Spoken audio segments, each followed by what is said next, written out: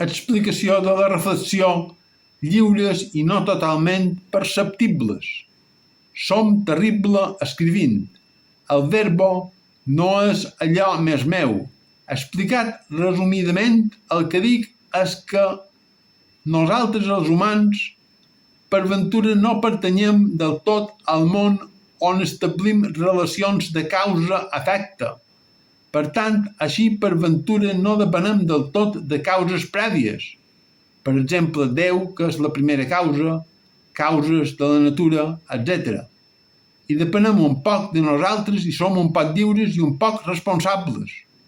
Dit altrament, si veiem la natura que percebem com un mecanisme determinat per les lleis de la natura i nosaltres pertanyem per complet a aquesta natura, llavors nosaltres no som lliures perquè estem determinats per les lleis de la natura.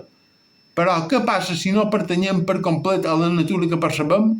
Llavors per ventura som un poc lliures. Em costa entendre'm a jo mateix. Tenc una idea clara i llavors l'he d'expressar en paraules. Pens massa en imatges i poc en paraules.